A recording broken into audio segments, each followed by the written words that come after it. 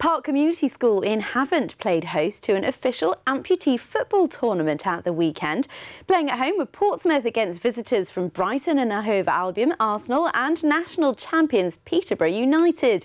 It's a sport that currently has few spectators, so our reporter Shan Robins went along to watch the action.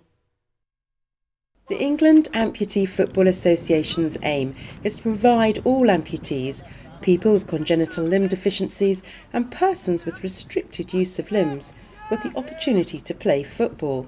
A former Royal Navy veteran, the community coach for Hampshire's main role is coaching players of disability football, including amputees. Passionate about football since watching fellow Northern Irishman George Best in his heyday, Michael says it's a game for spectators. I think the skills they got with just one leg, the range of passing using the inside of their foot and the outside of their foot, very exciting to watch, very quick game, and as good as any Champions League football game.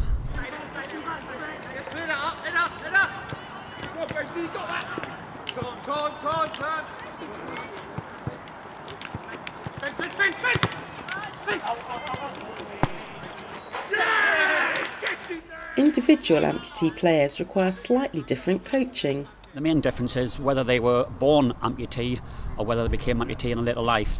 They've got different skill sets.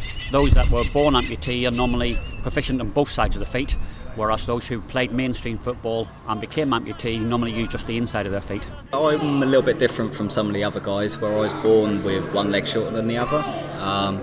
Played football pretty much my whole life, but mainly in goal with my friends down the park. But I've been playing amputee football now for about 2 years, or just coming up to 2 years. Arsenal player Michael was a professional footballer in Nigeria until he became an amputee in 1997.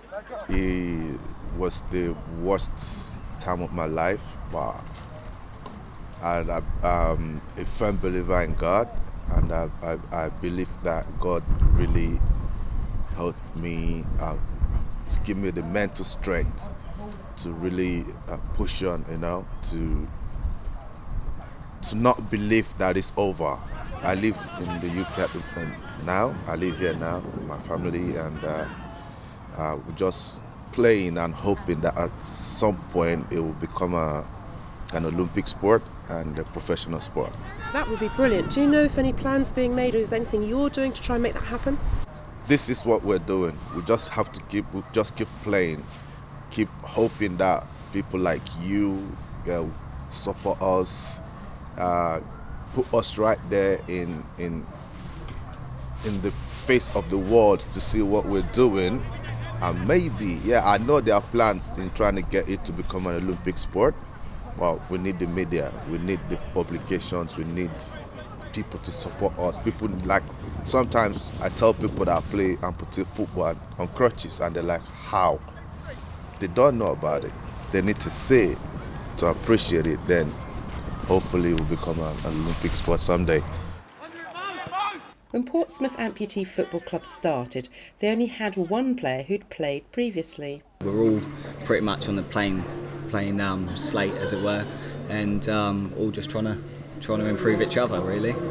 Anyone that's interested in joining the training is encouraged to go along and see a bit more about it. Even if they don't get on their crutches the first time and just have a look, but please come along, and we can find a position for them somewhere. They'll see a few smiling faces. Come along, give it a go. No one's a professional. We all do it for fun, and we train every single week. So if people come along to those training sessions, they can just get involved, have a look, see what we do. Everyone's nervous when they first start, but that soon goes. As soon as you kick a ball, it changes. Training with the Pompey Amps takes place at Park Community School on Tuesdays at 7:30 p.m. This is Shan Robins for That's Solent.